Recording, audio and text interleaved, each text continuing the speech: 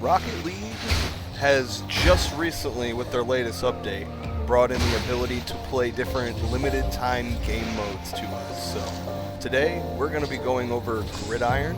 We're going to be going over different ways to pass, different mechanics of the game. Basically, the best way to get the most out of your session with your friends in Gridiron. By the way, you guys, we are currently in the process of creating a Gridiron League. We are doing all of that through Rocket League Positive Vibes. I'm going to leave a link down in the description for you guys to follow up with if you would be interested in joining the Gridiron League.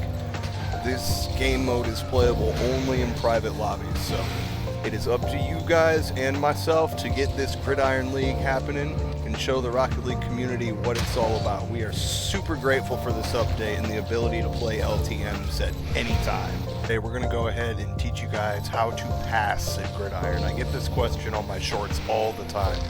Brad, how do you throw the ball so fast? How do you throw it so far? And today we're going to answer those questions. We're going to go through some Gridiron with these fellas. Big shouts out to Gamburez ahead of time. Gamburez, big shouts out. Much love to those guys. A new up-and-coming channel, so if you haven't yet, go ahead, give them some love and support. I'm going to put that link in the video description here. If I haven't, then the Gamburez guys are going to chew my ass out. So remind me to do that if you're watching this video and it's not there yet. So first thing, you guys, as you know, you drive up to the ball and you get possession. But what a lot of people don't realize when you get possession of the ball, the speed that you're moving is the speed that the ball is going to be thrown. So like if I'm just stationary and I throw the ball, it's not going to go very far. But as soon as I start driving and I throw the ball, it's going to have some distance on it. Now, what you guys have to realize is the best way to keep momentum when you're getting ready to pass is to drift after you get the ball. So I'll hop, catch it, I drift, and I keep momentum. I keep that same speed that I had. And that's how you get the ball to get some distance and to get speed on it. Alright, so Bird H here, he is pretty decent with his passing. I think he knows what's up with it. Let's see Bird attempt to do the Bacon Brady. Alright, yeah. Bacon Brady is a single jump. Oh, well. Close though. My signature Gridiron mechanic. This is something that I have learned how to do and I use in Gridiron all the time. So the idea behind doing a Bacon Brady, just like I told you guys, whatever speed you are is the speed the ball will release. So if I'm going fast this way, I grab the ball, turn, and then throw, it's going to go the opposite direction with the same high speed that it was when I caught it. So rather than just moving forward, you can get the possession, take that ball, and put it wherever you want on the field.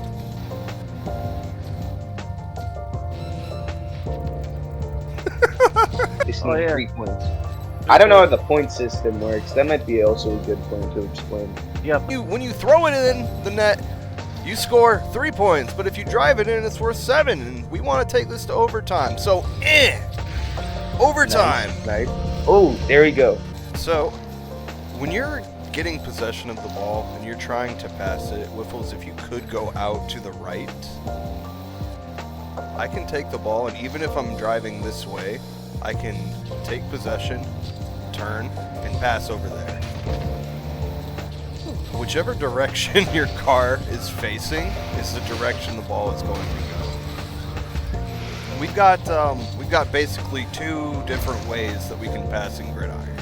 We can go forward pass, which will make that ball bounce head over heels. You know, it's kind of hard to read. Or the best way to get distance and speed on it is by doing a side flip. Yoink. Oh, dang. So like I keep talking about the Bacon Brady mechanic, you have to be supersonic before you get possession of the ball. That's the first thing. So I'm going to try to put this ball back on the orange half of the field. What I need to do to put the ball on the orange half of the field is the Bacon Brady mechanic, right? So you got 4 steps to the Bacon Brady. First, you need to be getting supersonic, right? Supersonic because the same speed that you are going is the speed the ball is going to release. And then you want to single jump. very, very important to be single jumping on this, because when you single jump, you are going to have the ability to flip, and flipping equals throwing. Quick recap on the first 3 steps. Supersonic, you get possession of the ball, and then you aim. So first, we're getting fast. Second, we're single jumping. Third, we're going to aim the ball. And fourth and finally, we want to side flip. So important to side flip after you aim this ball. If you don't side flip, the ball is just going to do some wonky stuff. So we go here and show you the full thing. And there he goes. That ball gets some serious distance on it when you follow these steps. And the thing is, you don't even necessarily have to be supersonic. As long as you're moving fast, that ball is going to be moving fast. So if you guys take a look at my controller overlay over there, you'll see that when I do my side flip, I will use a directional arrow, left or right. That way I can guarantee it's a perfect side flip. If I don't use a directional arrow and I pass like that, you see how that spiral is kind of wobbly? It kind of moves all over the place. It's because my input is reading up here instead of right here. So that's an imperfect spiral.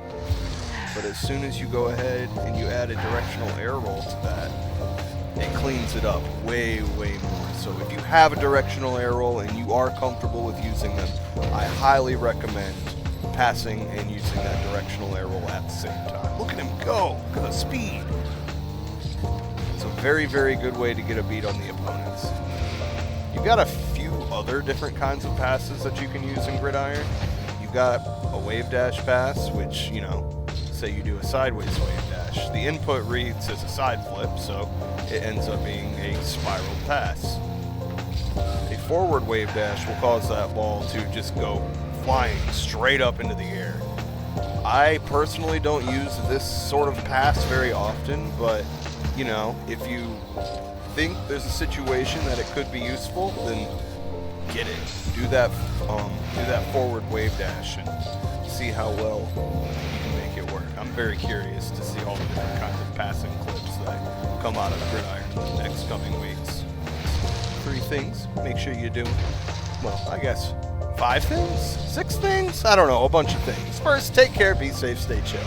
4th, 5th, 6th, like if you enjoyed the video, subscribe if you were also enjoying the content, and hit the notification bell if you are really, really enjoying this content.